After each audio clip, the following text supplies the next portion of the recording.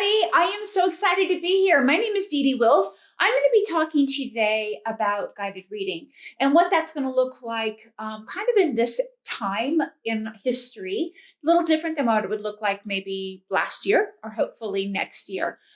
So I'm really excited to be here. Thank you so much for joining me, and let's get rolling. Let me bring my presentation up. There we go. And we're ready to go. So we're going to talk about gearing up for guided reading and what that's going to look like for you. So if you're feeling a little bit overwhelmed, you're in the right place. If you feel like you need to differentiate, but you're not really able to right now, you're in the right place. I'm going to be talking to you about that. If you're just getting started with guided reading, right now is a great time. Traditionally, I would start guided reading, in October in my classroom. But of course, this year is nothing like we've ever had before. So if you're getting ready to get started right now, you are just in the perfect spot. Maybe you've already done guided reading. Maybe you already started guided reading in your classroom and you're just looking for a few more tips. So you're in the right place. I'm going to be talking about that also. So today we're going to be talking about getting to know your students. We're going to talk about identifying what your student needs are, how you can target lessons to reach every learner. And I'm going to show you some virtual teaching options as well. So we got to make sure that we keep that learning rolling along. So I'm just going to talk to you a little bit about my journey with guided reading. I have historically been doing guided reading in my classroom. I did it in my classroom every year since my first year of teaching. So for 15 years, my feet were firmly grounded in the idea of guided reading. So small group instruction with a level text and certain cueing systems. Since that time, now not only did I do it in my classroom, I also went to extensive training on guided reading, Fontes and Pinnell workshops, Dr. Linda Dorn, extensive 2-year training on guided reading. And then I was an instructional coach as well. So I led other teachers in the practice of guided reading. Since that time, a lot more information has come out on how students learn to read. So small group instruction is one way through guided reading. But there's also the idea behind science of reading. So that's more of a Orton Gillingham approach. So structured phonics instruction, right? So systematic instruction so that students make sure that they really understand the letters and sounds and how to put them together and take them apart. We still want to make sure that we're including that in our instruction and our whole group instruction. And then we'd also want to have opportunities for us to do that as an intervention, right? For students who need a little bit more time with those skills. And then this is an additional type of instruction that you can be doing with small group guided reading. So hopefully, if you've been reading about the science of reading, this is all going to make sense to you. If you're like, Deedee, I have no idea what you're talking about, that's okay. I'm not going to leave you hanging. I'll make sure I'll give you all kinds of information for that. So let's keep on going. So first of all, how do we get started with guided reading? Well, we have to start where the students are, right? We have to make sure that we bring our instruction right to their doorstep, something that is where they can access that in new information. So that's what small group instruction should be tailored about. So what I would be doing for this group might be very different than I would be doing for this group. It's just based on their needs. So we have to make sure that we start with assessments. That's the most important part. So there's different types of assessments. As we know, there are formative assessments. This is part of our instruction. It is something that provides information. It informs you as the teacher. It informs the students as well. And it allows you to adjust your teaching to meet their needs. And then that would be something like a level text running record would be a great example of a formative assessment. Student observations, one-to-one assessments that you might be doing with your students would be like a formative assessment. Tells you what you need to teach, right? What they know and what you need to teach. A summative assessment is done at a certain point in time. So I always think of those as something like the DRA assessment, or let's just pretend like we're, in high school, the ACT, the SAT tests. Those are examples of summative assessments. Either you know it or you don't, and we move on. Instruction is not tailored to meet those results. So, but I'm mostly going to be talking about formative assessments today. So one of the things that is really, really challenging about primary grades is the fact that every assessment that we do as a teacher is one-on-one. It's not like you can hand student a piece of paper, here, go take that test, and come back. Like that doesn't work in kindergarten and first grade, right? That doesn't work. So we need to make sure that we don't need to make sure, we do know that we have to do one-on-one assessments. We have to find out what do they know and what do they need to know. And, that is something that takes an immense amount of time historically. Historically, it took a ton of time to gather that information. So not only do we have to gather that information, we have to be able to use that information. So one tool that I'm going to recommend that you look into is something called ESGI. ESGI. And there's a link in the handout so you can find it. And you can get 2 months of free trial with my code. And it's one of those free trials where you don't even have to put your credit card number in, right? So those are like the best kind.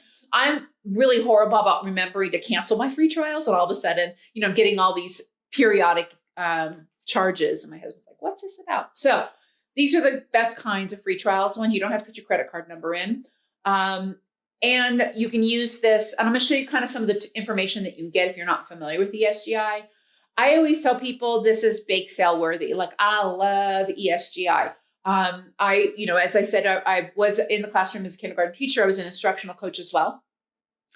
And the first year I tried out ESGI, I was back in the classroom full time, and I needed to, how we have those assessment windows that come up. So the way that it worked at our school is that you could start assessments on this day and you had to be done by this day. So it's usually a 2-week period. And so you were like running like the Energizer Bunny to get them all done, and you were stressed out, and lots of information, especially that very first one at the beginning of the year, because you have to do all the letters, capital letters, lowercase letters, all the sounds, all the numbers, all of those things took an immense amount of time.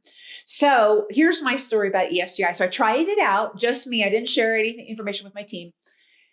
And we were all standing outside of our classrooms. It was as the bell was ringing and students were walking in, walking down the hall. So we were greeting them, hugging them, having them go in and get started. And so we were out there, talking, gossiping. Anyhow, we were out there talking.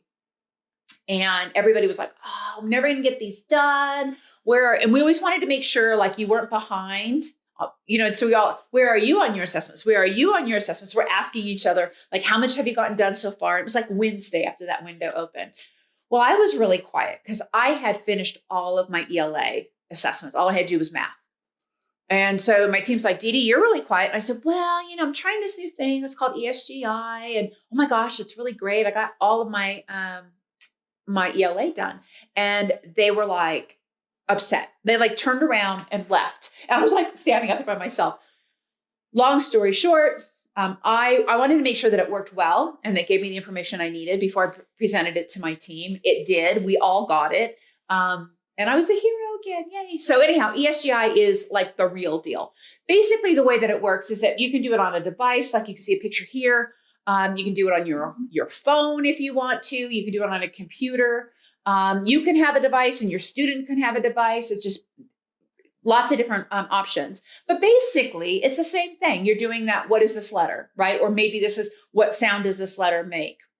And so the students are saying R or whatever it is that you're asking them. And you're hitting yes or no if they got it right or if they got it wrong. And when it's all done, it'll give you a little report. Now, I used to be able to do the same thing, but I did it with like a spreadsheet. It was like forever long and I could fill in the boxes. But this was way better. Let me show you some more things that you could do with it. But we have to start with assessment. So here's an example of a student doing, now this is a math assessment, but same idea. Student's going to be answering the question. And then now they have a screen and you have a screen. You can hit yes or no, depending on how they respond, if they get it correct or not.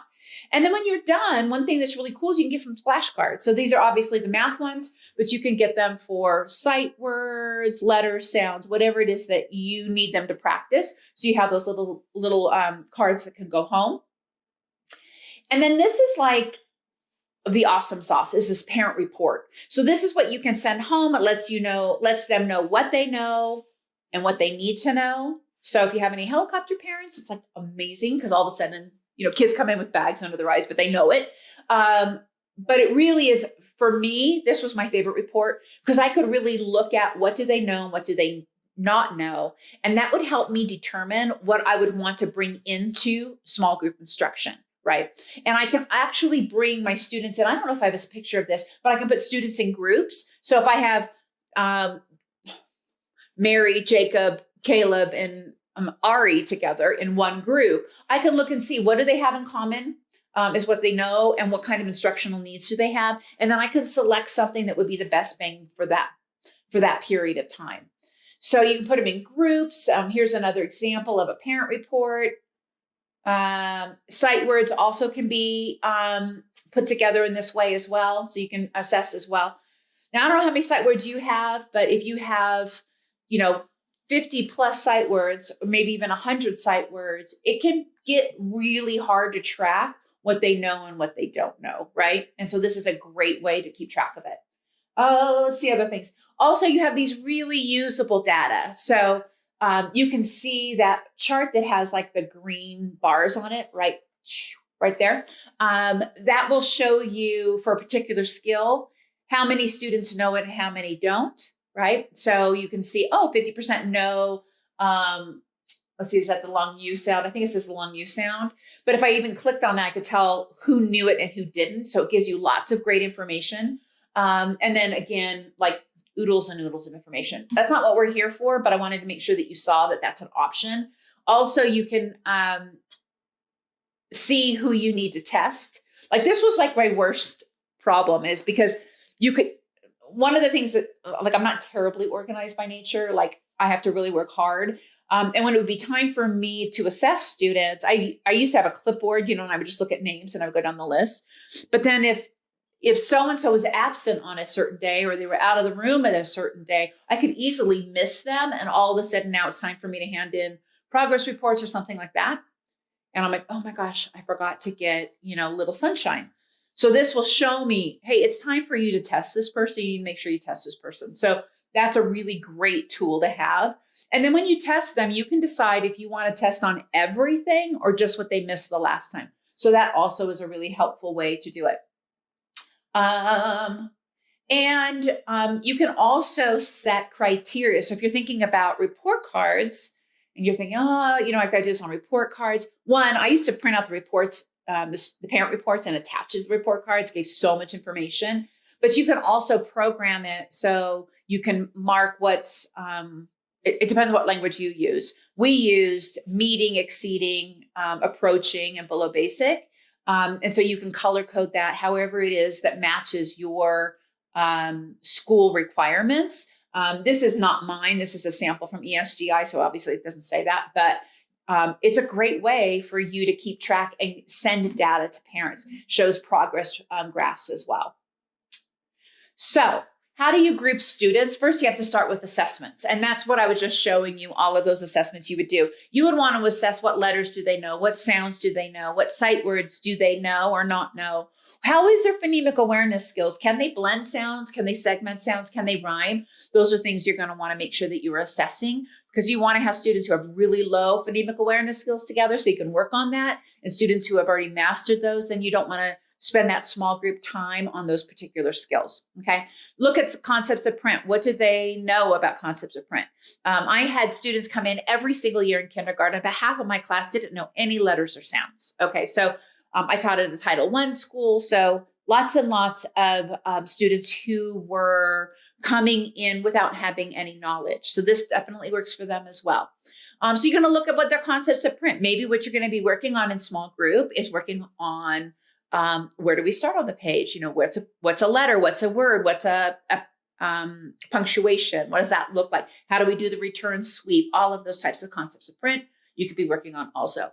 I always wanted to get a writing sample. First day of school, I always got a writing sample. I wanted to see what could they do on their own. Now, for some students, I would have a few random letters. Some students, I would have few random words. But most students, I had hardly anything. I would have like a round circle. It would look like, okay, this is my mom, and all of her arms and legs are coming out of her head. Like she looks like a tick, right? So they would have that. And maybe some letter-like symbols, but not really letters, right? So that would be very, very common at the beginning of the year. But I want to get a writing sample. What do they know coming in? Later on in the year, I would be looking at a sentence dictation, right? Can they put down some letters and sounds? And then, of course, running records. So those are the things that go together to determine who's going to be in what group.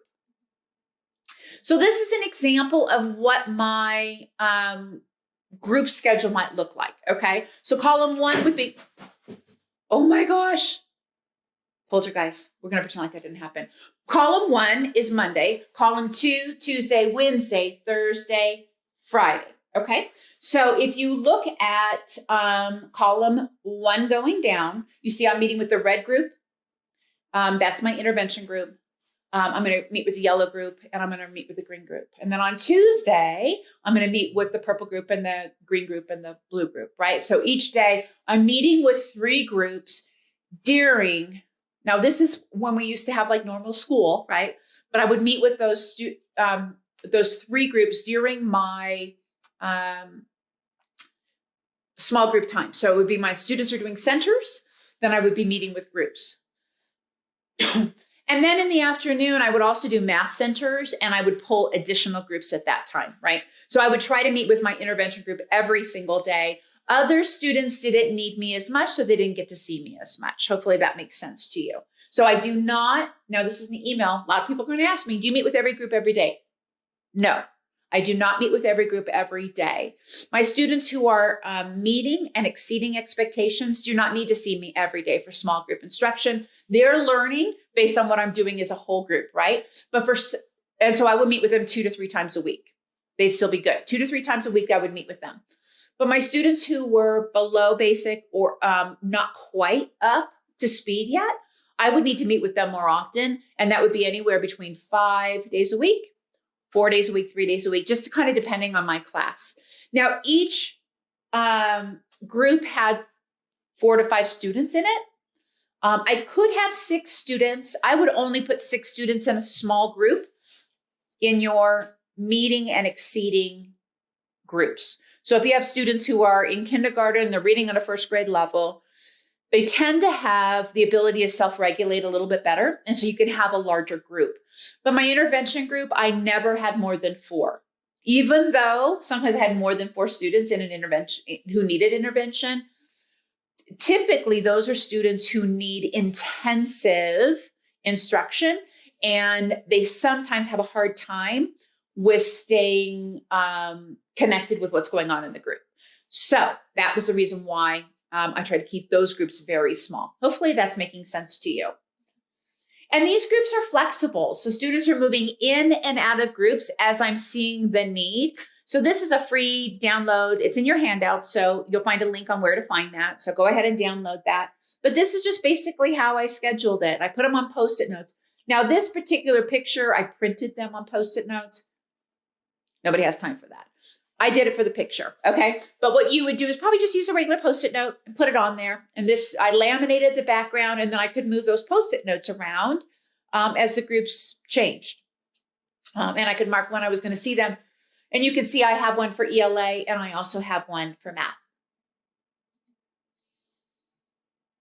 So another thing that we do is a running record. Okay, so a running record is where students going to read a leveled text, and then I'm going to be marking what they did correct and what they missed. So I'm going to be looking for miscues, what happens at the point of difficulty, right?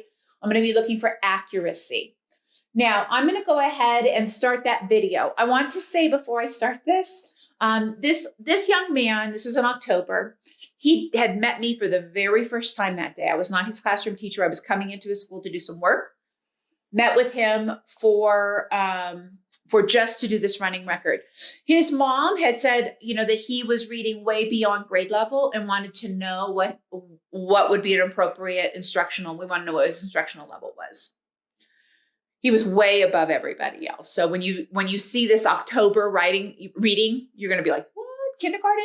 No, he's way above everybody else, but it's a good example of a running record. Also, I want to say I am out in the hall where teachers, y'all are the worst. You're walking down the hall. They're walking down the hall, making all the sound. One of them is carrying butcher paper. It sounds like horrible, but I think that if you can kind of ignore that a little bit, it's a pretty good example of a running record. So I'm going to go ahead and hop on over to that video, and then I'll be back.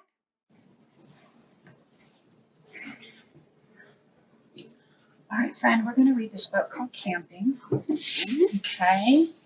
and I'm just going to listen in. This is a book about somebody who goes camping and all the different things that they see. Okay? Can you go ahead and start for me? I went camping in the forest. I saw a raccoon climbing in a tree.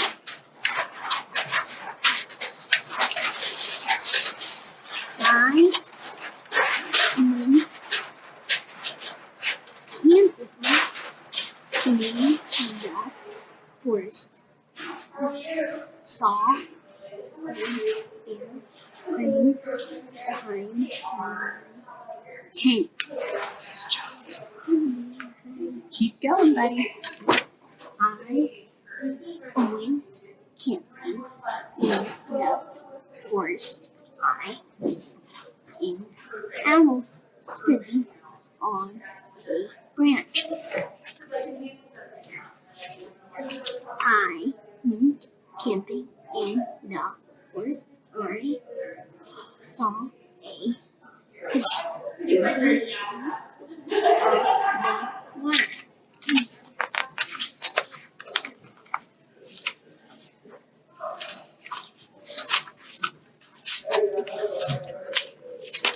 Oh my goodness, is it tricky? Can I help? There we go. I went camping in the forest. I saw a woodpecker peeking at a tree. Pecking. And then Nice job. How did you know that word was pecking and not picking? because peeking would make sense. I mean pecking. Pecking would make sense. Awesome. Keep going. Oh, you know, I just I I'm went very camping baby in hair, the so forest. I want I to saw a rabbit hiding in the grass. I like it. So thank you.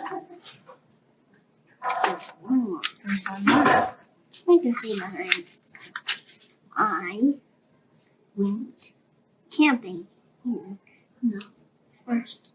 I saw my friends sitting by the campfire. Nicely done. All right. I'm going to ask you a couple questions. What were some of the things that you saw in the forest? Raccoon. What was the raccoon doing? Do you remember? In the tree. It was in the tree. Anything else? Bear. There was a bear. What else? Um, Do you remember where the bear was? hiding behind his tent. He was by the tent. What else do you remember?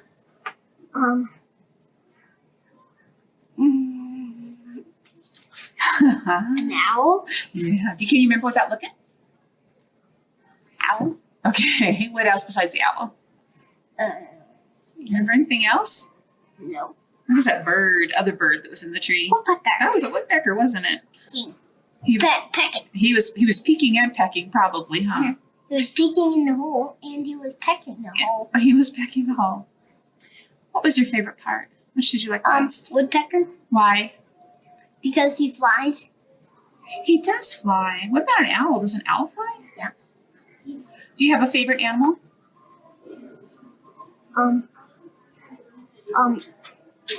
Woodpecker. Woodpecker is your favorite animal? Because it can make homes for birds and it flies. Yeah, it does. It kind of like makes a little hole in the wood, and then a bird can go make its nest in there later, or maybe even a squirrel. What do you think? Maybe a squirrel. One of the things that readers do is they make connections with the story, which means that the book reminds them of something from their own life. Did you make any connections with this story? Yeah. Tell me about that. When I went camping, I saw a coyote. It was kind of like the bear. Kind of like the bear. Was it by your tent? Yeah. Oh my goodness. We woke up earlier than any of the other campers when we went camping. And we saw that coyote. Oh my goodness. Were you afraid? No. No? Did he run off when he saw you? Yes. Why do you think he did that? Because he was scared. You're probably scared. Thank you so much. You did a fantastic job. Thank you.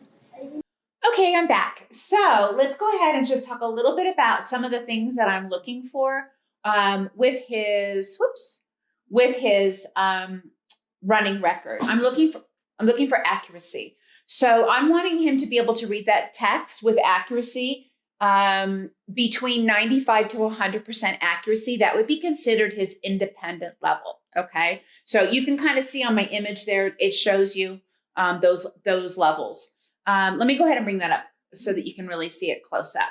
Okay, so an independent level would be between 95 to 100% accuracy. Instructional levels between 90 to 94% accuracy. And if he's reading under 90%, then that means he's at his frustration level. And so we don't want to have students reading at their frustration level. Okay, so that might be a part of this that you want to pause for a second and write down those percentages, because it's one of the questions that I get asked a lot is what is considered instructional level. So you're going to want to find a text where they are reading between a 90 to 94% accuracy, because it's just a little bit hard. They need a little bit of help from you.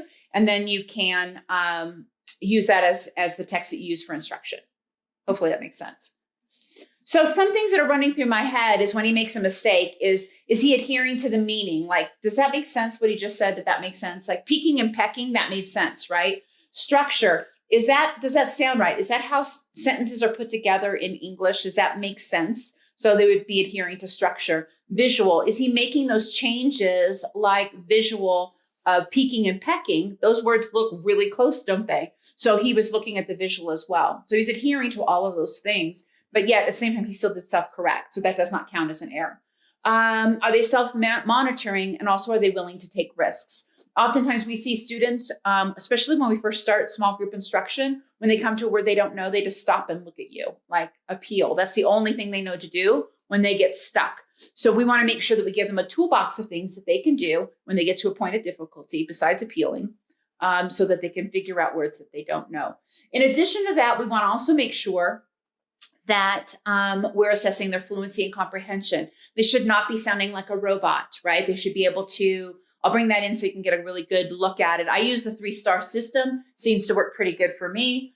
1 star is that they, that's not the ideal. We want to have three stars across the board when we're looking over at the left. Now for my friend who was reading, he was reading kind of robotic. And if you notice, he had a hard time with that one-to-one correspondence, if that was something that you noticed during that video.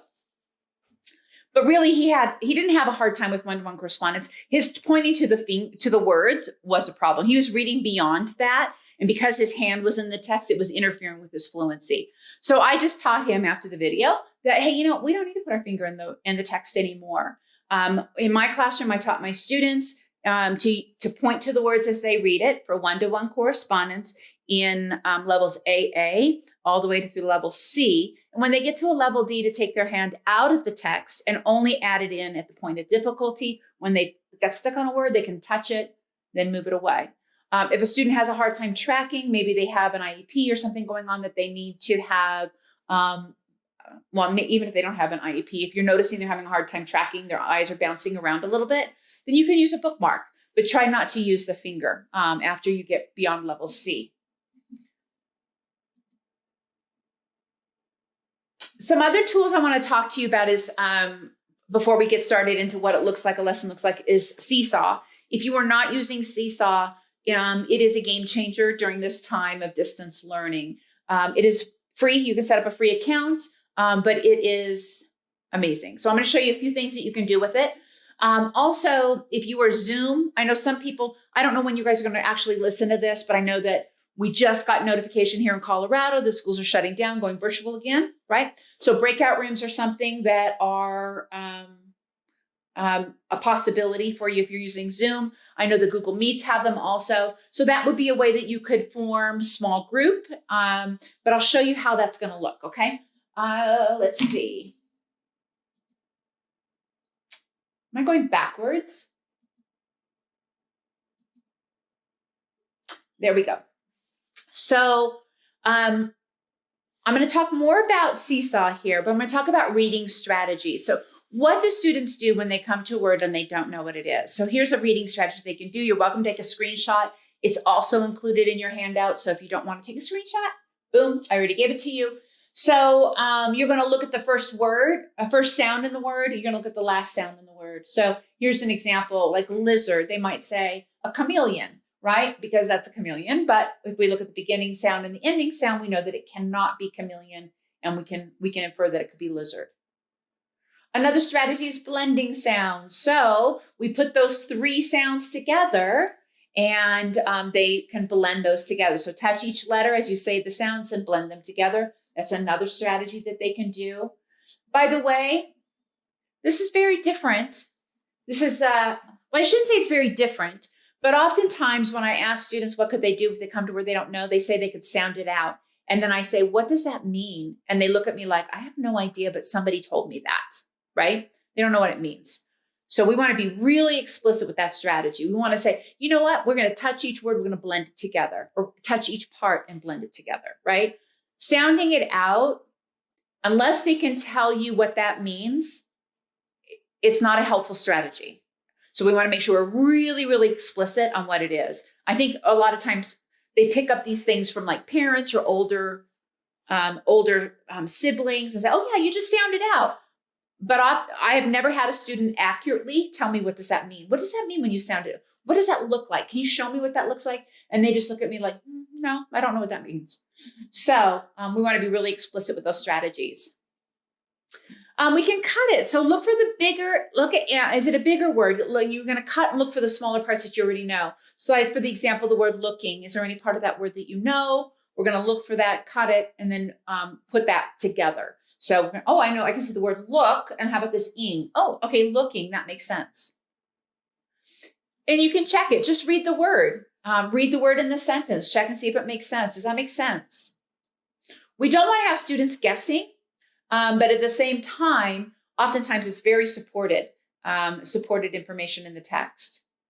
So I'm going to make the case for Seesaw. And the reason why, it was something that somebody would ask me 2 years ago. I'd be like, well, I don't know. Small group for me had always been, get me a piece of paper, right? We're going to be looking in a real book. I want them turning pages. But we know that that has come to a screeching halt in 2020. And so Seesaw was something that I learned and really became instrumental for me to put some lessons in there. So first of all, in order to set a whole lesson, you just click it.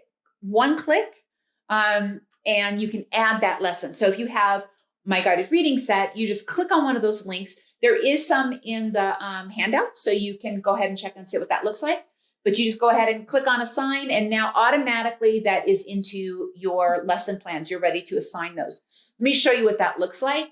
So you can add your own directions. Now, these lessons that I'm going to show you are intended for you to be doing with your students. So it's not something that's going to be assigned. However, once you've completed that lesson, we want to let them practice so we can give them an opportunity to do that. And Seesaw is super versatile for that. So if you want to, after you've taught them with this lesson, you want to go back and add instructions, then you can click on that little quotation mark at the bottom and you can just give them, hey, listen, I want you to make the word who on here and then take a screenshot for me, then write it, or whatever you want them to do.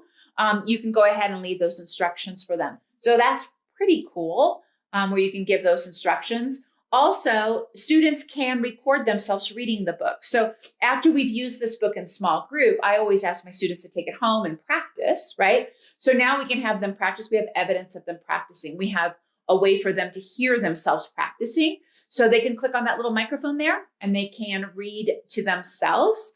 They can also add a video or a picture of them reading it to somebody. So if they clicked on that, that would also be a way for them to just take a picture of them doing something. You could ask them, again, you can use that little quotation mark in the corner and ask them to find all of the blank words, right? It might be your word wall words. You could find all of the capital letters. You can find, if it's like a small text, like a level A, where you only have maybe 3 or 4 sentences, you may have them count the number of words and write how many words, count the punctuation, find all of the letter blank, right? Depending on what it is that you're working on, what kind of a book that you're working on. So that's an option as well. And again, this is in Seesaw. And I know some of you are like, but wait a minute, I don't have Seesaw. Let me show you how you can use this with other things. We also have all of the word work done in there. So we have it all in there ready for you to go. And so think about all that time. Let's just imagine that you're in the classroom and you're passing out materials. First of all, that takes some time. Also, we don't want to do that right now because we don't want to have everybody touching everything. So this is just automatically pushed out and everybody's doing it together. So when I was doing small group, I would have one set that they would be sorting. We'd all be sorting it together. In this case, every student would be sorting at the same time. And they could go back and read the words if you wanted them to, again, by clicking that microphone.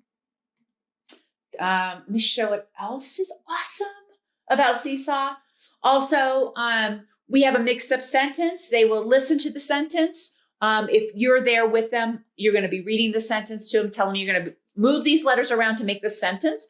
Be paying attention to beginning sound, ending sound, punctuation, concepts about print, and then have them change one of those letters. You can decide which one it is, or one of those words. You can decide which one it is, and then they will type that out if you want them to do that.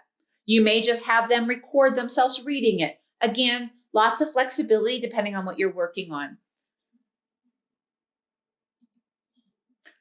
But if you're like, Deedee, we don't have Seesaw, we have to use Google Classroom, right? I've heard that so many times. Something amazing Seesaw has done is they have added a one-click link. So what you would do is, here's an example. Let me bring that up close so you can take a look at it. So you would assign it in your classroom. You would open, add the activity into Seesaw, assign it in your classroom, and then you go in and you get the student link, you copy it, and it's literally just like a hyperlink. And then you can post that into Google Classroom or Canva or Class Dojo and assign it.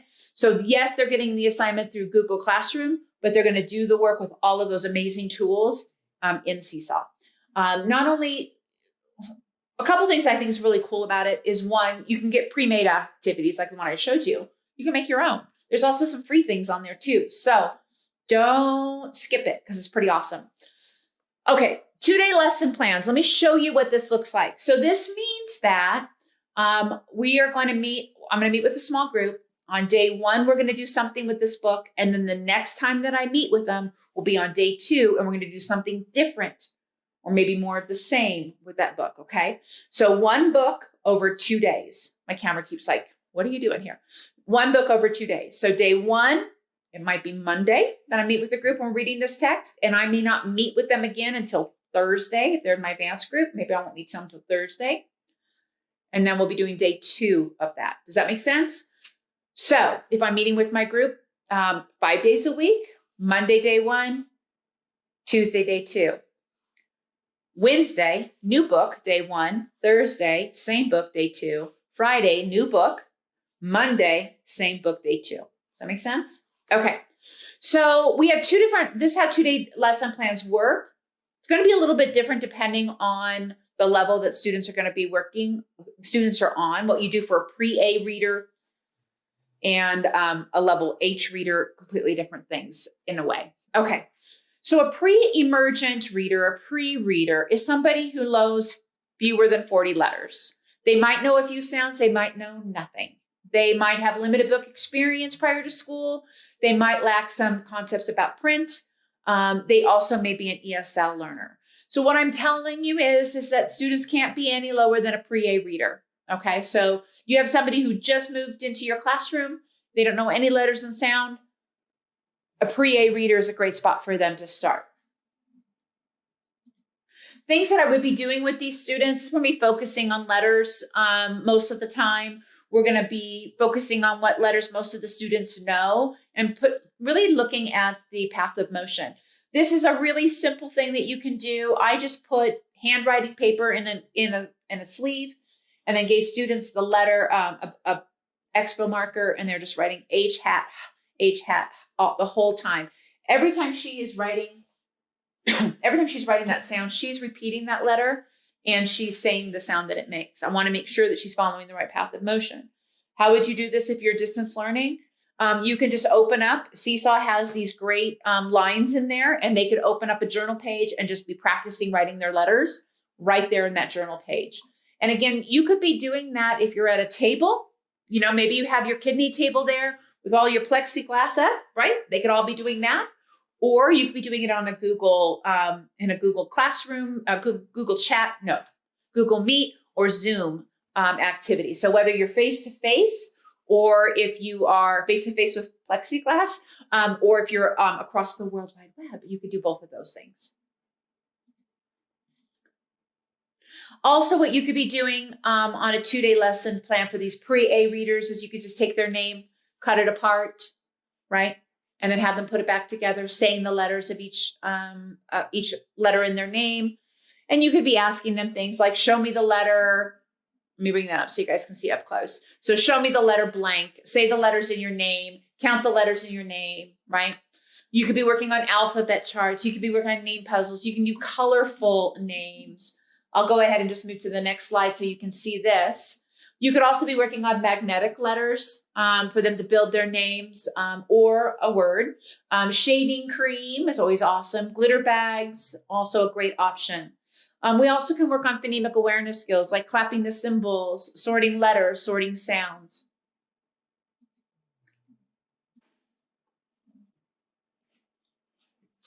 So that would give you an example of things to do with your students who are just stepping into learning about how letters and sounds work. So I'm going to kind of go over what a 2-day lesson plan looks like. Again, this is in your handout, so don't feel like you have to get it all written down, but definitely go back and look at this. It'll give you the structure of what is involved.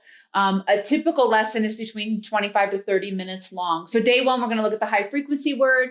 We're going to maybe remind some students of some strategy focus. Those are those, look at the letters that we talked about, cutting those words, sounding, not sounding it out, but blending those sounds, making a sound for each letter, and then blending those together. So with strategy focus, we're going to do a book introduction. Students read the text. If it's pre-A or A, they might do a choral read. I have a video to show you what that looks like. We'll do a book discussion, word work, and sentence work. I want to talk to you really quick about the strategy focus. This is a spot where we remind students of things that good readers do as a strategy. We're not going to be teaching necessarily that strategy. That strategy should have been taught as part of your whole group instruction in your shared reading. So make sure that you teach those strategies during your shared reading and then remind students to use those strategies when they're reading on their own, especially during your guided reading time. Day 2, we're going to repeat that same high frequency word. We're going to have students read again the book that we did on day 1. We'll do a book discussion, word work, sentence dictation, and writing response. That's a lot. Don't worry, I'm going to break it down for you. You're probably like, what? Okay, so what does a typical lesson look like? I'm going to show you. First, we're going to do the high frequency word. So I like to do it with magnets. Now, of course, if you're not in a classroom and you can't share, then I have an option for you as well. But we use magnets on a cookie sheet, worked great. They can just bring down those letters, build it, mix it, fix it. I would take one away, say what's missing, and then have them write it. Those cookie sheets, I got those at dollar store. So perhaps, maybe if you are face-to-face, maybe you want to have some cookie sheets that you rotate through. Maybe you do 10. So day 1, you use them with these students, and then day 2, you could use them with somebody else. You can disinfect them in between if you wanted to, like you got time for that. A better option, I think, is by using the Seesaw version of it. But what I liked about the cookie sheets is that students could write on them also with the dry erase marker, and it erased beautifully. So just file that away from someday when we're back to normal.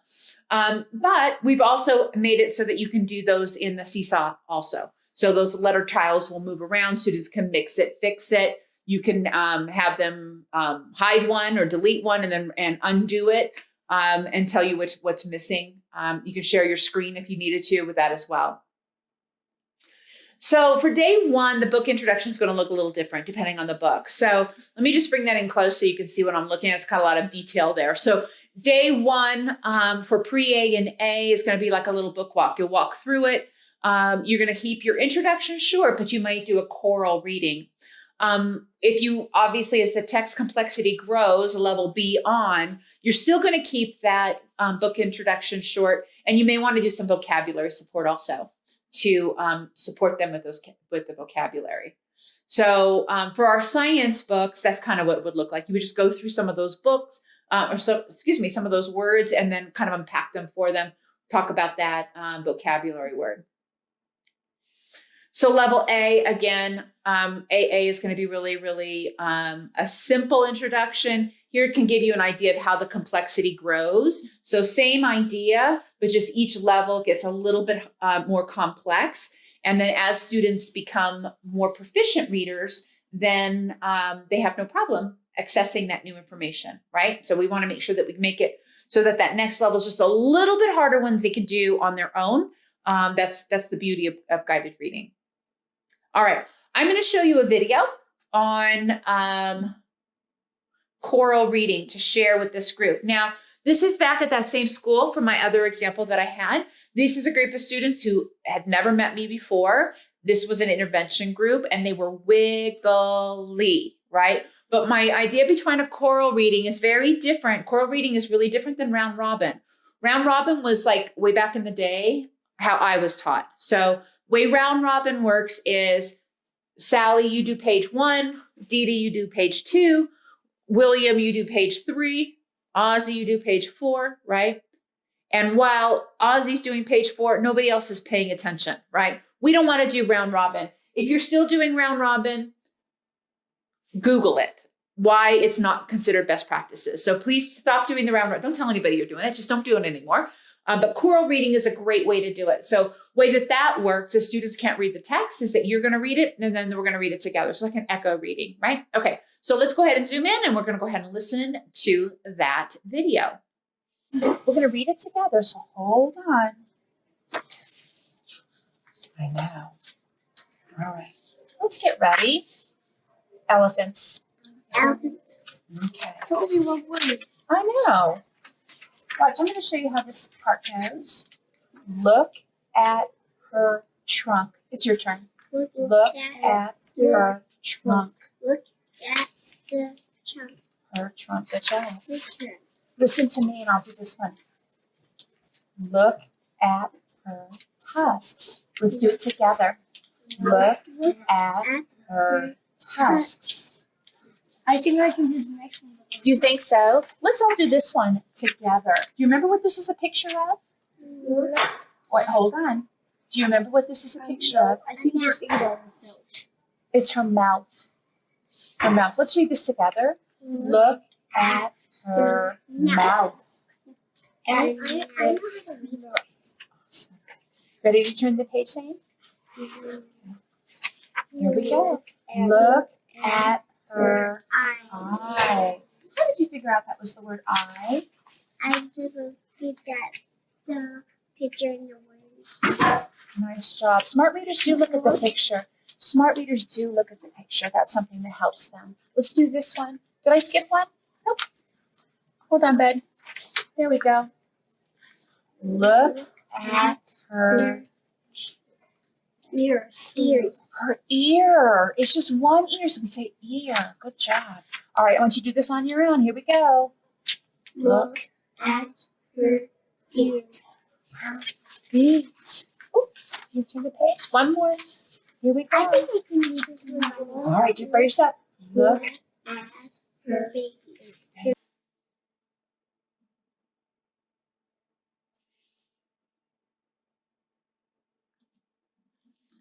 Okay, we're back. You see, they're like kind of antsy. After we're done with the choral reading, I want to have students read on their own. So as we were sitting around that table, for me, it was really hard for me to have every student read forward, their voices coming towards me. What would happen was I would get overwhelmed. Like I get easily overwhelmed with like a lot of ambient noise. And I know if I'm getting overwhelmed, then they are getting overwhelmed as well. So I want to keep that ambient noise to a minimum. I also don't want them to continue to choral read. I want them to read at their own pace.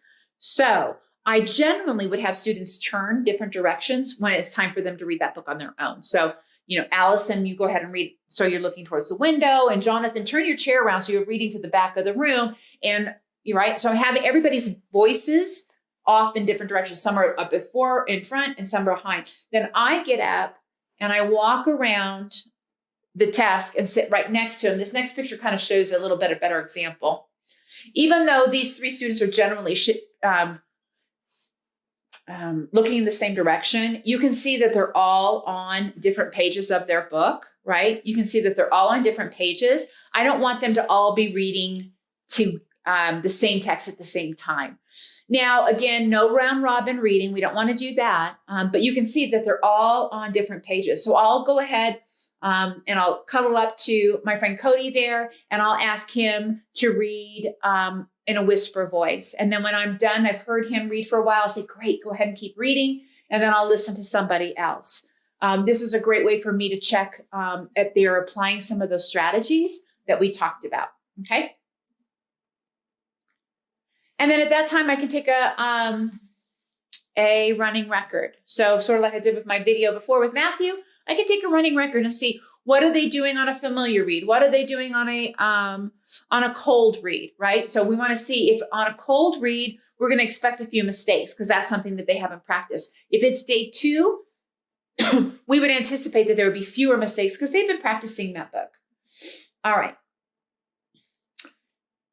After they're done reading, we're going to ask some questions. If it's levels A through C, we're going to say, what are some of the things that were mentioned in the book? If you were going to add another page, these are some general comprehension questions that we would ask them. What do you think the book is mostly about? When we get up to the higher level texts, we might be talking about problem solution, characters' feelings.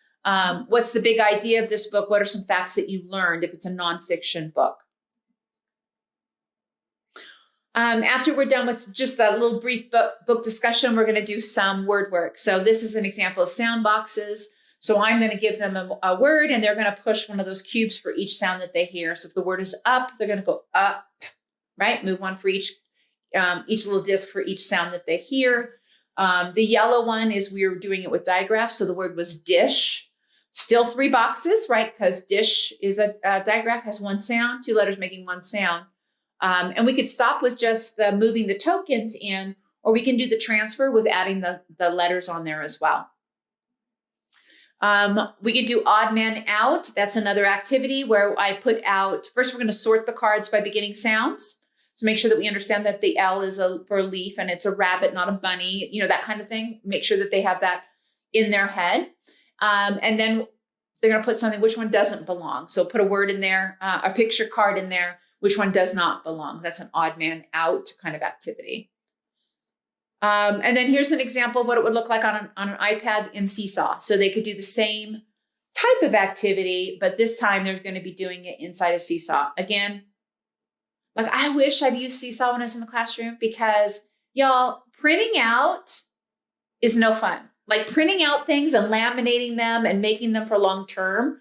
First of all, it's very expensive by the time you do all of the ink, right? And now, and time. I mean, my weekends were all about laminating. I mean, I did have a little therapy from letting the laminator go through. I love having that warm stuff when it comes out. Might just be me. But boy, 3 seconds, I have my lessons all set up. It's kind of nice. So there's some word work. Here's an example. We would be doing it in for a higher level. So if I can spell the word loud, I can also do ouch and pouch and hour and out and pout. Right? All of those words are things that if we know how to spell one thing, we can do those with those little cards.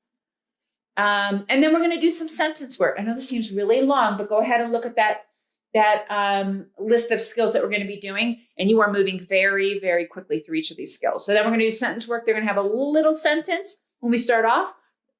What I did when I had them face to face is I would cut them into the strips. So then all I had to do is snip it for them, and then they would put that in order. So they're on the strip out of order. We want them to listen to the sentence and put it back in order. Again, we're adhering to the concept of print. Where do we start at the page? Where do we end at the page? So this is what it looks like if we're doing it with paper. And again, you can talk about those various concepts of print. And then this is what it looks like inside of an iPad. So same idea, but it's there for them and they just move those around. Okay. Day 1, that's done. Now we're on day 2. So this again, maybe day 1 is done on a Monday and day 2 is done on a Wednesday or a Thursday. Just whenever you meet with them the next time. We're going to do the same high frequency word. The one that we did from day 1, we're going to do the same high frequency word for day 2. We're going to reread the book. I'm going to take a running record. I want to make sure, have they practiced this book at home? Does it look like they have pretty good knowledge of this book, or does it look like this is the first time they've seen it? You can always tell a student has practiced at home. If you have a student that you know has been practicing and yet they're still having some problems with fluency, it could be that was just not a good book fit for them. That's happened before. I picked the wrong book before. But oftentimes it is an indication that they haven't been practicing at home, and we want to make sure that they do. So you want to take a running record. Again, what are you noticing? What needs to be retaught? So again, you can do that in Seesaw as well. On day 2, you're going to want to discuss the book a little bit more. So you're going to have students, if it's a narrative text, we'll have students take turns retelling the story with a beginning, middle, and end. So the way that would look if I were face-to-face is I would have these 2 students working together, these 2 students working together, these 2. It's not like a quiz show where I'd say what happens first and everybody's answering at the same time. We don't want to do that. We want everybody to be working. So you 2 get together and talk, you 2. And I might even, what I did was I named my students peanut butter or jelly. So you're a peanut butter partner. Peanut butter means everybody else is a jelly. Peanut butters are going to start. So once upon a time, blah, blah, blah. And I'll tell them to switch. And then jelly has to take off right where the peanut butter left off. And they'll just keep going back and forth retelling the story. It's really, really good practice. Informational text, we're going to be talking about the big idea, and then 3 facts that were stated in the text. And then they're going to be responding. So they're going to take that sentence that we had from before. If for certain levels, there's a sentence. It goes up to, I think, if I remember right, it's level E, we have a sentence created for them. They'll take that sentence, they'll change part of it. So this sentence was, I told my cat to get off my bed. So they're changing it. They need to make sure that they write the words that are already given to them correctly. I told my, and this one's alligator. You can see it's an alligator on there. And so they'll use invented spelling to do the word alligator. It's a great chance for you to push in and do some support with encoding right there to get off my bed. So that's what that would look like. Let's see, I have another example here. I saw a duck swimming on the pond. I saw a rabbit hopping in the grass. So again, we want to make sure that we have students have an opportunity to encode right when we're with them so we can support them. I oftentimes have teachers say, my students can read, but when it comes to writing, they don't want to write, or they don't know how to write, or they won't get started on words they don't know. This is how you break that from happening, is you give them support, you encourage them along the way. And this is a great opportunity for you. Okay. Then what? Okay. So you've done these, you finished day 1, you finished day 2. Now what do? I sent those books home for them to practice. If you look really closely, you can see my super fancy book bag. It's a Ziploc bag. If you look over here on the left-hand corner, that was their book bag. Inside, they had a word ring. They had various books that we were doing in small group. And so they would have things that they could practice, things that they can read at home. That's what we want to make sure we give them. Inside of there is a bookmark. That bookmark is a reminder to parents. It says, dear mom and dad, this is the book I read in group. Please ask that they're going to read it together. And if I have any problems, I get stuck, this is what I'm going to do to help myself. We want to make sure we let parents know what some good strategies are that they can use, right? Then when I meet with the students on day 2 and I'm listening for fluency, if I see they're fluent, I give them a star, they put it on that bookmark, and then they just trade that in for something from our treasure box is what I did. If you look over on the right-hand corner, you're going to see those are the ESG eyesight words. What I loved is that the students' names are on there. So if those were found in the hall, we could track down the student, because you know how they always lose stuff in the hall. Anyhow, so those, or if they're found on the floor, we could find those. So I just shrunk them down so that I didn't have to use so many. pieces of cardstock, but it's wonderful. If you have it on Seesaw, you could have them read it at home by just sending that assignment off to them, and then they could go ahead and practice it at home and record themselves, which would be a great piece of anecdotal information for you to have for your records. We are almost there, friends. I bet you're like, is she ever going to stop talking? So we've talked about why we want to teach small group. I talked to you about how we form groups. I've shown you the 2-day lesson plan. I've talked about word work, reading instruction, reading strategies, sentence work, and dictation. If that wasn't enough, I don't have anything else to tell you. That's it. I'm done. So anyhow, thank you so much. That is my email. I do want to encourage you to download the handouts because there's well, first of all, there's a free lesson in there for you. So a link to Seesaw, the printable books, all in there for you. Yay team. So that's there for you. You want to make sure you get that. And then the links to some of the free things that I talked about are there as well. And a great place for you to keep your notes. I've given you a link so you can find ESGI if you want it. And I think that's it. So thank you so much for joining me. Hopefully you have a fantastic day. In the handouts, there's also a link if you wanted to get all of the stuff that I was talking about. Some of the stuff you'll be able to find it in there as well. Thank you so much. You guys stay well. Bye-bye.